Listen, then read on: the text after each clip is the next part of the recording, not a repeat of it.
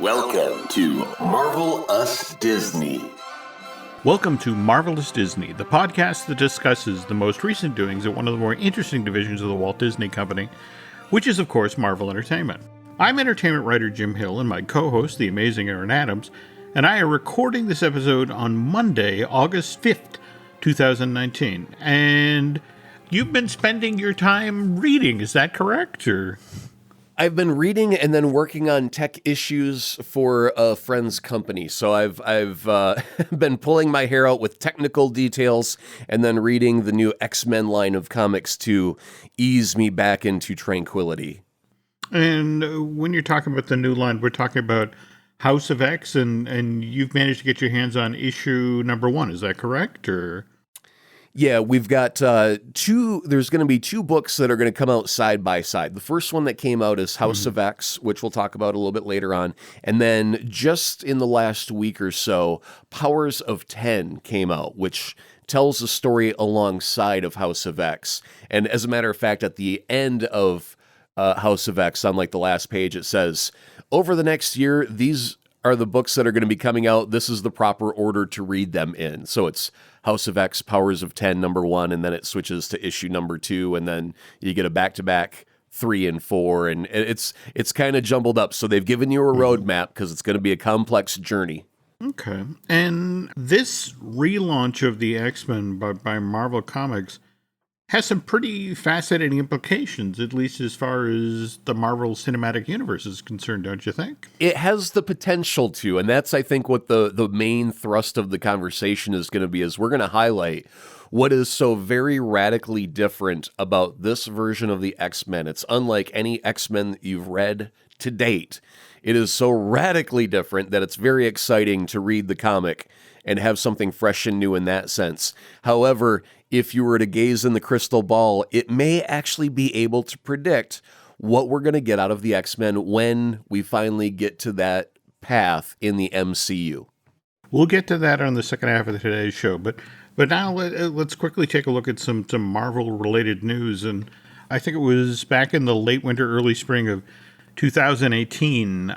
There are a lot of folks excited because Hasbro would put a toy out in the market called the Hulk Out Hulkbuster, which featured art on the cover of its box showing the Mark Ruffalo version of the Hulk smashing his way out of a Tony Stark's Hulkbuster version of his Iron Man outfit. And the thinking was, because this toy was coming to the marketplace, that we'd see a moment recreated in Avengers Infinity War. But then when that Russo brothers movie finally arrived in theaters late April of last year, there was no scene of Mark Ruffalo's Hulk busting out of the Tony Stark's Hulk busting suit. And a lot of Marvel fans were like, well, what gives? And we finally have an answer on the audio commentary for Avengers Endgame. Screenwriter Stephen McFeely revealed that this scene, the Hulk busting thing, was originally supposed to happen as part of Infinity Wars. And here's a direct quote from McFeely. And Hulk rips out of the Iron Man armor and then beats the crap out of Cull Obsidian and destroys him. And for those of you who don't remember, Cull Obsidian was the most physically powerful of Thanos' children. We saw him in the first scene with Thor and Hulk, right? At the start of Infinity Wars? Yeah, he was basically a Hulk-sized gray creature, whereas everybody else was rather thin and used magical abilities. He was the only one that really had bulk outside of Thanos. So it would make sense that these two characters would then go head-to-head in the Battle of Wakanda. After the Hulk's battle with Cull Obsidian, Natasha was supposed to have approached Bruce while he was still in Hulk form and done her whole, hey, big guy, the sun's getting low thing. And at this moment in the movie, Bruce, while he was still in Hulk form, mind you, was supposed to have turned to the Black Widow and said in perfectly clear English, oh, Natasha, we don't need that now. And this was supposed to be the big surprise in Avengers Infinity War, the introduction of Professor Hulk. And quoting from what McFeely said as part of the Avengers Endgame commentary, while we were shooting Infinity Wars, we called this character Smart Hulk throughout the whole shoot. The whole arc of this character's story in Infinity Wars was that Banner and Hulk were not getting along. The Hulk wouldn't come out and help Bruce when he needed him. And then in this character's hour of greatest need, Banner and Hulk made some sort of a compromise, and this is where Professor Hulk comes in. It was always their intention that Professor Hulk would make his debut in the middle of the Battle of Wakanda rather than Avengers Endgame. So what happened? They took the film in a kind of rough form and did some test screenings with it. Evidently, test audiences just loved Professor Hulk. But the problem was that the way the film is structured, immediately after the Battle of Wakanda, we have the blip, and half of everything in the universe turns to dust. And the problem was that you had this happy, funny moment in the middle of this brutal battle, and then went into this really dark moment where half the Avengers turned to dust.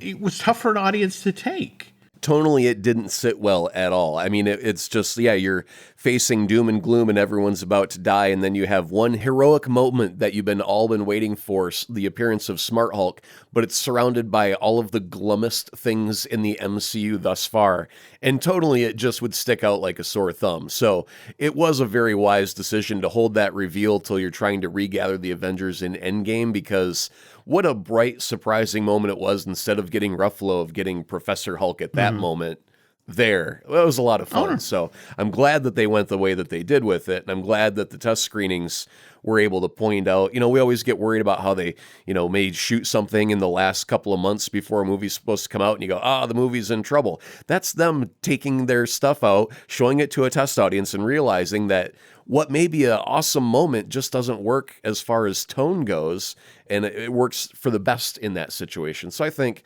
this is another one of those examples where, they were covering up at the last minute, made a drastic last-minute game plan change, and it all worked out fine. When they do the thing where it shows Hulk running in the trailer for Infinity War at the Battle of Wakanda, then we get to the movie and we see it's Banner in a Hulk Buster outfit.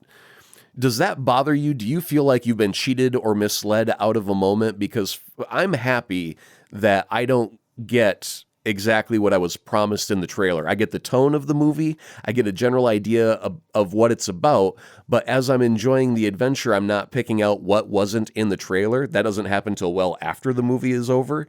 I kind of like that they're able to hide things in plain sight by giving us alternate trailers and subterfuge material, if you will, to keep the secrets. Let me float an alternate scenario for you. Maybe that was the legitimate trailer. Maybe the run at the screen with all of the heroes. It probably was after a Hulk had beat up Cull Obsidian and gotten out of the suit. Now I want to go back and take a look, because if you compare Hulk to Professor Hulk has far more of Mark Ruffalo's features. In fact, they made a point of incorporating the sort of salt and pepper hair that Mark Ruffalo has a little bit in the Hulk's hair. So now I want to go back and see if that character actually has more of Mark Ruffalo to him than he does the traditional Hulk. The other thing, they made this call very late in the game. They had already finished shooting Endgame, and so it wasn't really a situation where it's like, okay, bring Mark back. We're going to figure out a different way to do this. So first they had to sort of wallpaper over that hole in the original Infinity War. And then, I think they just got dumb lucky with the way the diner scene had been written, in that it, in a weird sort of way, it worked as a perfectly serviceable, in fact, very entertaining introduction to Professor Hulk. Yeah. I just know that I've had a lot of friends who have commented about, hey, Marvel, why wasn't this scene from the trailer in the movie? ! But I'm really on board with the idea of Marvel giving us trailers that are not 100% what's going to be in the movie. They may be scenes from with minor changes to, hide Bro Thor, as he's known. They did a good job of hiding that. I wouldn't want that revealed before the movie because of the surprise that you get when you're in the theater and the whole crowd sees Thor again for the first time, and it's never been hinted at once in the ads. That's a great moment in the theater. That's why you go to a theater, is for that communal experience of discovery together. So yeah, I just, it's one of those little side points of I'm okay with the trailers not matching up perfectly with what's actually in the film. Supposedly at one point, Kevin Feige sat Mark Ruffalo down.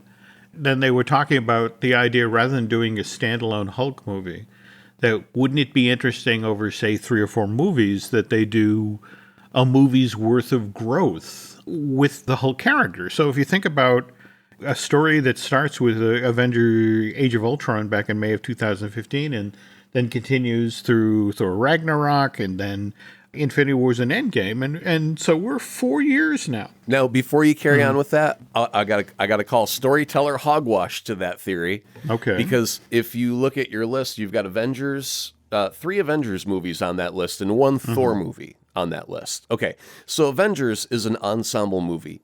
I argue that each character, Iron Man, Thor, Black Widow, Hawkeye, they should all have some sort of character development as leads in those movies. And I think what happened here is that Feige, knowing that they're not going to let Universal make a movie and do whatever they want with Hulk, so they can't release a solo Hulk movie. So what are they going to do? They're going to turn to Mark Ruffalo and go, hey, man, guess what? You're really the star of the Avengers, because this is going to carry your arc forward. And he doesn't say the words, because we can't do it in a solo film, right? But all of the Avengers, Tony went from the most selfish person of the Avengers to the most selfless, to the most giving, whereas Captain America was the most selfless. He gave up himself every time for the mission. Into the end of Endgame, he finally did something for himself. He finally made a selfish choice, and we were happy for him.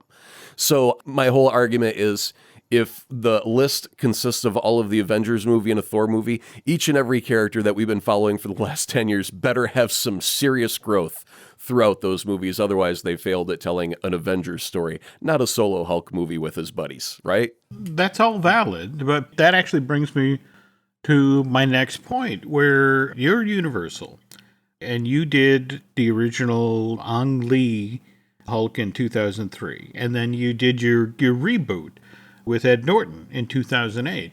And in both cases, very expensive movies, underperformed at the box office. And so you're perfectly happy to let, it's like, sure, take the Hulk, do what you want with him. And now you're at a point where Mark Ruffalo has been playing this version of the character since the original Avengers movie. And the Hulk now is at a point where he can actually do dialogue, which means doing exposition on a Hulk movie, which, in fact, they really struggled to come up with a story because, half the time you've got this character that can't really do dialogue. So I just wonder, from this side of the fence, if you were an executive at Universal and you have the rights to Hulk and you've got a Mark Ruffalo who's doing a bang-up job with this character, would you roll the dice a third time? I'm almost would be tempted to say from the other side of the fence that Feige should pull an 800-pound gorilla move on Universal, walk into their office, just kick in the door, be like, all right, now here's how it's going to be, see? We're going to do a Hulk movie, see? You're going to put it out, but we got control of the story, see? And I don't want no lip from none of you. Now you're going to take 25%, just 25%, that's it. And then they're going to be like, okay, Mr. Feige, and they sign just so we can get a cut of the Hulk. I'm not going to say that's not wrong. Well, I mean, Marvel's just got so much clout that, and they've had so much success that they should really be able to walk into anybody's office and go, here's Slim, here's the boys with the bats, and there's Feige. Talk. And he just goes, look, this is what we want. We're big enough that we can just tell you that that's how it's going to be, and you should just take it. I don't think that's good business. I just think that's the position that they could be in if they wanted to. Let's also be honest here. This is the new Disney Fox behemoth that's still finding its way. Just last week, we had a bunch of layoffs, and they're still sort of trying to figure, I think the term they call is right-sizing. Oh, okay. It's interesting, that we were just talking about Thor Ragnarok, because the 4th Thor film, it's just been revealed, is going to shoot next year at Fox Studios Australia, which, by the way, is one of the production facilities that Disney picked up as part of its $71.3 billion acquisition of 21st Century Fox. Pre-production on Thor Love and Thunder begins in March of next year at this studio in Sydney. And the interesting thing is this Taika Waititi movie has to wait till production of Shang-Chi and the Legend of the Ten Rings is completed at Fox Studios Australia. Once they clear out of the sound stages, then here comes Thor Love and Thunder. And when Georgia Governor Brian Kemp signed the Living Infants Fairness and Equality Act, that was back in May, Bob Iger, CEO of Disney, said this law would make it difficult for the company to continue to do business in Georgia. And here's a direct quote of what Iger said at the time. Many people who work for us will not want to work in Georgia should this law go into effect, and we will have to heed their wishes. And it's hard for me, Aaron, not to look at Shang-Chi, The Legend of the Ten Rings, and Thor Love and Thunder opting to shoot at Fox Studios Australia rather than Pinewood Studios Atlanta. 12 out of the 22 Marvel Cinematic Universe movies were shot there. Well, I do think that it could be a double-edged issue where, yes, they may be trying to make a political statement on one side, but on the flip side of the very same coin is they have just acquired Fox. They have a whole bunch of new properties. They're doing this whole right-sizing, which I love the twist on that name, from downsizing. But the thing is, they have a studio now in Australia, and they got to make money on it. You can't just let it sit there empty. So if there was nothing scheduled to be there, no other movie studio coming to put a movie in there in production, then you either fill it yourself or you lose money on it, right? So it's like, we've got an empty studio just waiting to shoot something. We have many things on our slate, so let's go start shuffling stuff in that direction. Oh, and if it happens to give a middle finger to anyone in particular, if they take it as a middle finger, we will let them. I like your more benign take on this, so let's go with that. Oh, by the way, while we're talking about Marvel movies that will begin pre-production soon, let's talk about one, given that it is an October 2020 release date, should have started shooting yesterday, and that's Venom 2. Bittersweet is the word that I would use with it. Yeah, I wasn't really a fan of Venom, but who they chose for the director for Venom 2, I am a fan of, so I will root on. Give us the name, Mr. Sony Pictures has just revealed that they've signed Andy Serkis, the acknowledged master of performance capture cinema. He's going to be the one who's directing this follow-up to that studio's October 2018 smash hit. One downside to this is, I don't know if you saw, in fact, it was a year ago this week that Netflix announced that they had signed Andy Serkis to direct a performance capture version of George Orwell's Animal Farm. Yes. That I was really looking forward to, but I've been hammering on Google since this news broke, and there's no word yet whether or not that project has been pushed back or... And that is kind of the thing about directors' careers, it seems, is they have to get 5 plates spinning all at once so that 4 of them can fall off by the wayside because someone else loses interest, and then they end up getting one plate that's still spinning that ends up being the movie they make. And then after that movie's done, they'll look at that plate and go, is it completely broken, or can I try and spin that again for another year or two and see if we can get that up and going again? The Animal Farm one's like, it may have fallen off the stick for a moment. It's definitely the Guillermo del Toro or James Gunn playbook these days. Yeah, exactly. A little more info about the Venom sequel. The most recent Planet of the Apes film, Andy Serkis worked with Woody Harrelson. I know the end of the original Venom suggested that Carnage might be the villain, so I think that's a welcome sign. Also, Kelly Marcel, who did such a nice job with the screenplay for Disney's Saving Mr. Banks back in 2013, she'll be back to write the screenplay for Venom. Kelly was one of the 3 writers who were credited with putting together the script for the original Venom.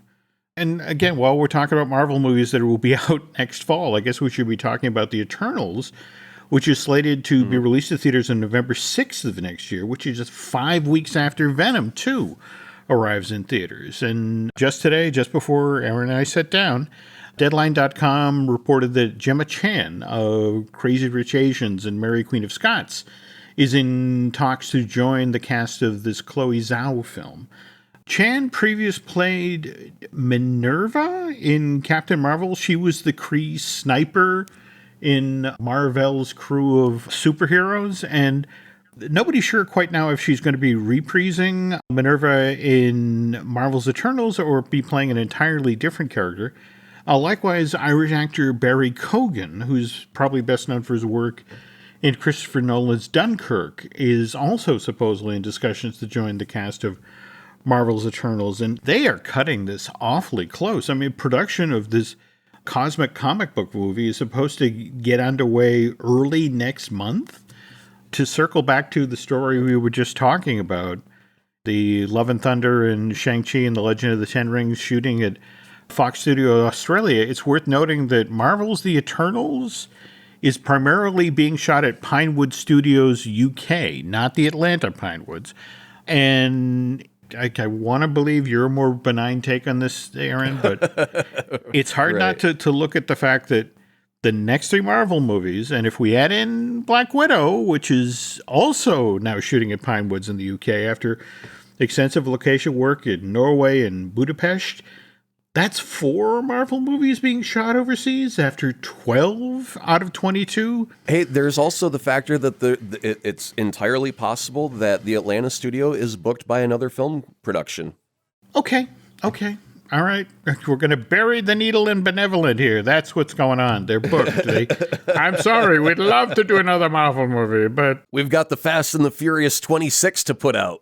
There we go. Okay, well, now, speaking of films that Marvel Studios reportedly looking to soon get into production, remember, as Feige was finishing out his presentation at Comic-Con in San Diego last month, we ran out of time to talk about Fantastic Four and the X-Men. So when we get back from this break, Aaron is going to tell us all about how he thinks Power of X and House of X fits into the future of the Marvel Cinematic Universe. This episode is brought to you by Paramount Plus. Paramount Plus has movies. So many movies. The movies you've seen 1,000 times and could watch 1,000 more. Iconic movies your friends can't believe you haven't seen. New movies, classic movies, new takes on classic movies. So whether you're into Top Gun or The Naked Gun, Mean Girls or Mission Impossible, Smurfs or Sonic the Hedgehog, there's a mountain of movies to discover on Paramount Plus. Start streaming today. This episode is brought to you by CBS. DMV is a brand new workplace comedy turning misery into magic and chaos into comedy. Starring Harriet Dyer and Tim Meadows, DMV is here to serve you laughs. Watch Mondays at 8:30, 7:30 Central on CBS and streaming on Paramount Plus. Just for starters here, it's one thing to do a reboot or a rethink on a character, but what Marvel Comics is doing with the House of X and, Powers of 10, not Powers of X. Correct. This is, for lack of a better term, a really ballsy choice. It is, and they've relaunched the X-Men, I want to say 4 other times in the past. You had the Uncanny X-Men and Age of Apocalypse and a couple other I can't think of off the top of my head, but whatever. We're now at a new phase of X-Men, and the first book that came out a few weeks ago is House of X, and that is, I would say, the House of Xavier. It should be.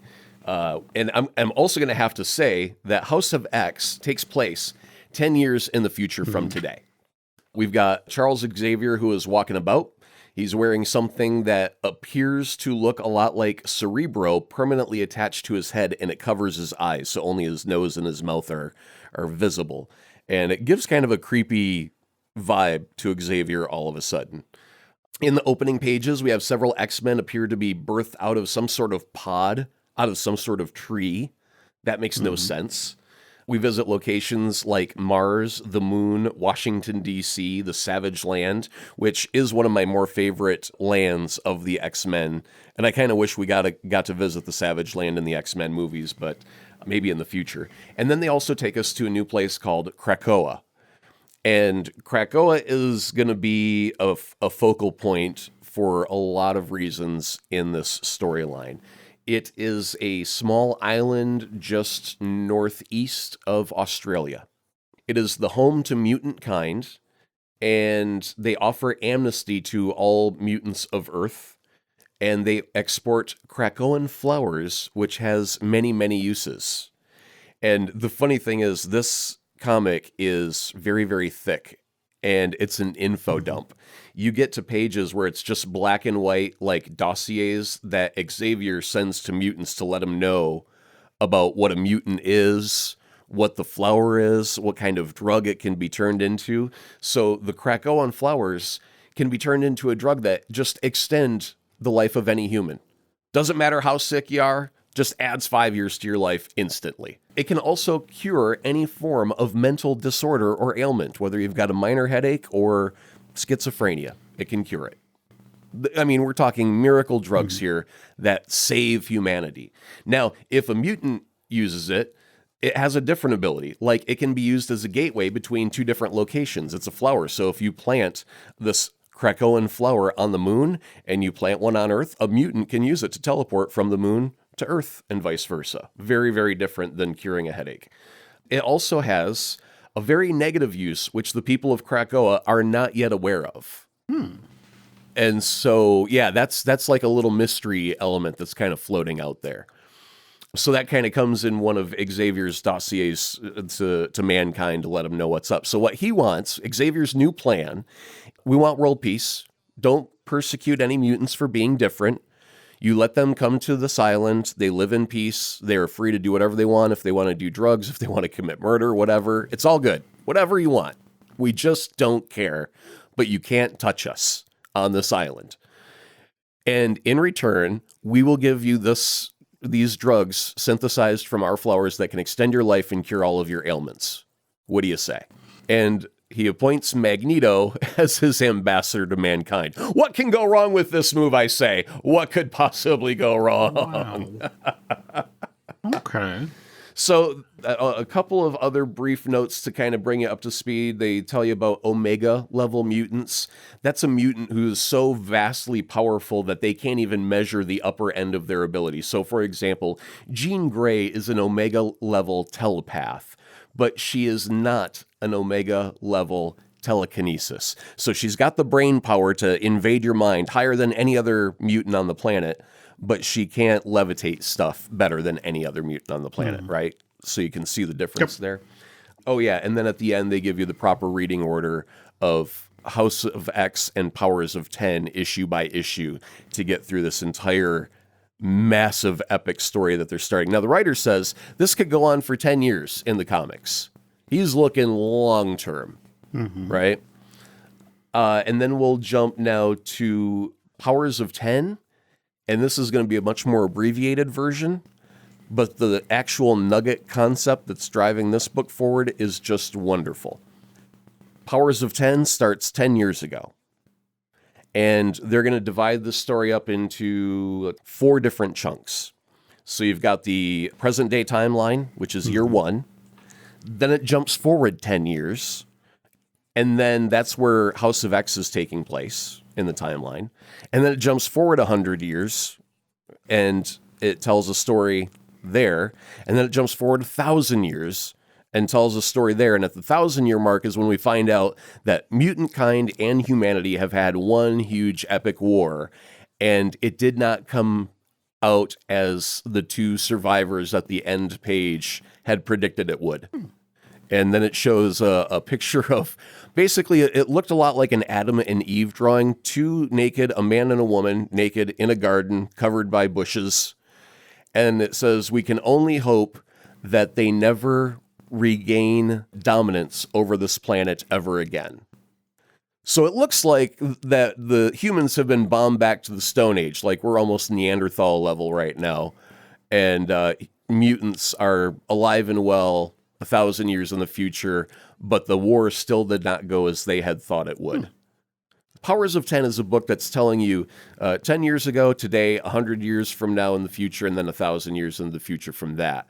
And you're getting a beginning of a story and an end of a story and bits of the middle of the story dosed out to you every issue. And then the House of X is the thing that's going to drive your everyday narrative forward. That is the thrust for everything that happens in Powers of 10. Very amazing little concept they've got there with the comic book. great place for new readers to start reading, which is one of the reasons why they do this.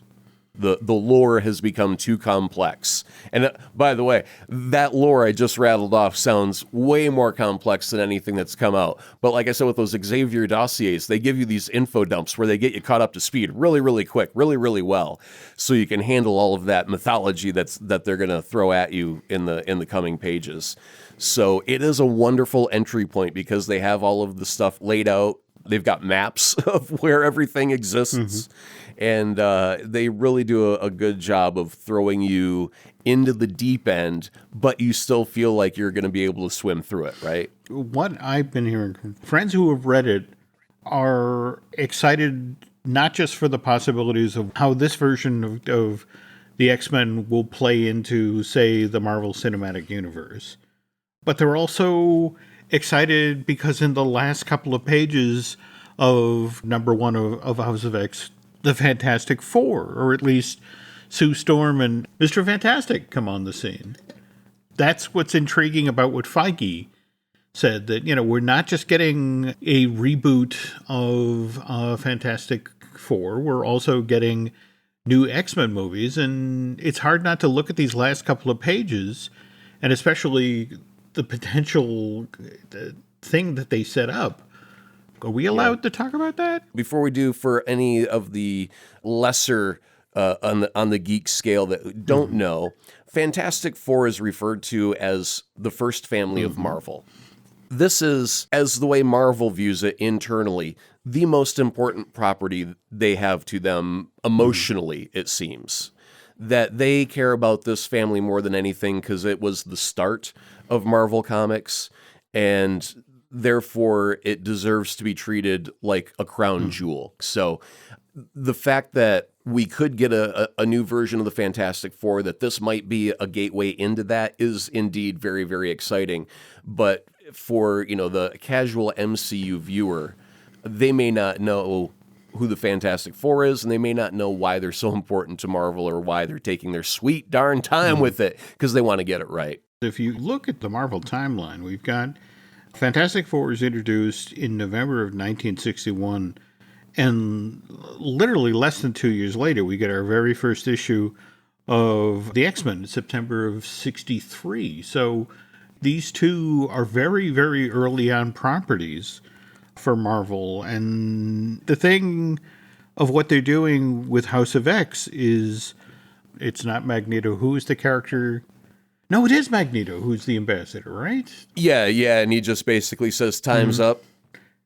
But that what he says to Sue and Mr. Fantastic, as he's finishing up his conversation with them about their son Franklin, to the effect of when he's ready, that there's room for him on the island, for him to bring up Franklin, who you had just mentioned, the Omega level mutants. Right. And Franklin, in theory, is the most powerful of all. I love the comparison. You know how the Silver Surfer is the herald of Galactus? If you go into the mythology of Marvel, Galactus is Franklin's herald. The Eater of Worlds? He's your herald? It's like, dear Lord. The character was introduced back in November of 1968, but it was in 1998 where they did the aging up of him. If this is the version of the X-Men that potentially Feige and company are sort of eyeballing to sort of fold into the cinematic universe, and likewise, this is, their way in to bring the Fantastic Four back because, Franklin's such a powerful mutant.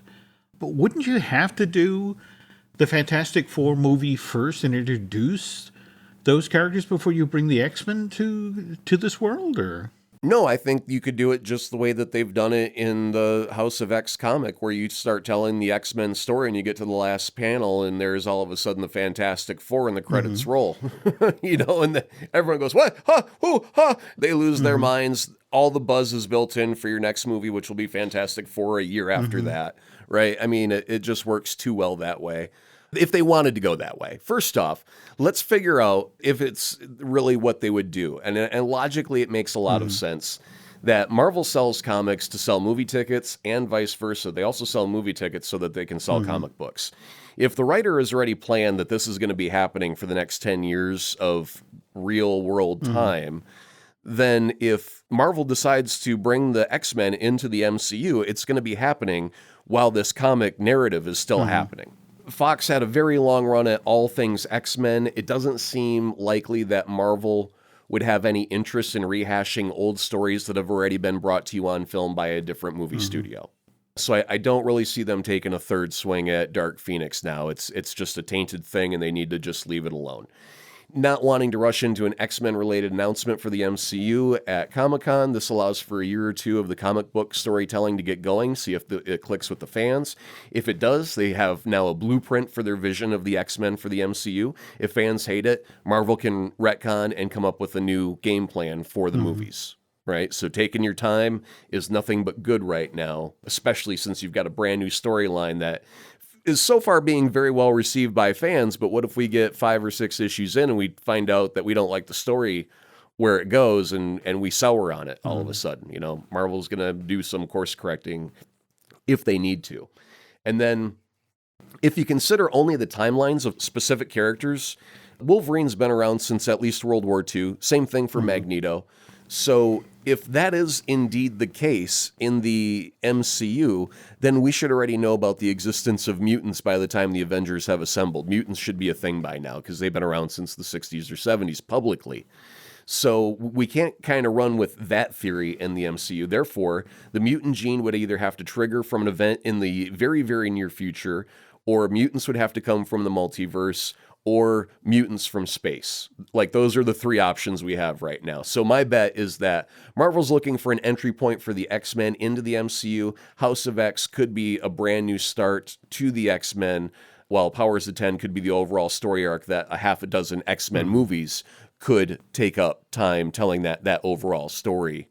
Kind of like how we had the Infinity Saga. Maybe this will be the Powers of 10 saga, whatever. Feige does tend to treat the history of Marvel Comics as kind of a buffet. I mean, when they initially announced they were doing Captain America Civil War, and everyone kind of lost their mind because those of us who read the book knew that this story didn't end particularly well for Captain America, but that's not the way it went in the films. And in fact, that's honestly one of the sweeter touches of Endgame. That you know, in fact, I love that you picked up on that story structure, you know, the whole notion of Captain America, who's always put everyone else first, you know, decided to put himself first for once and got that to spend his life with Peggy. And we discussed coming out of Comic-Con that they've got, you know, these 5 films and 5, you know, limited series for Disney Plus coming, and,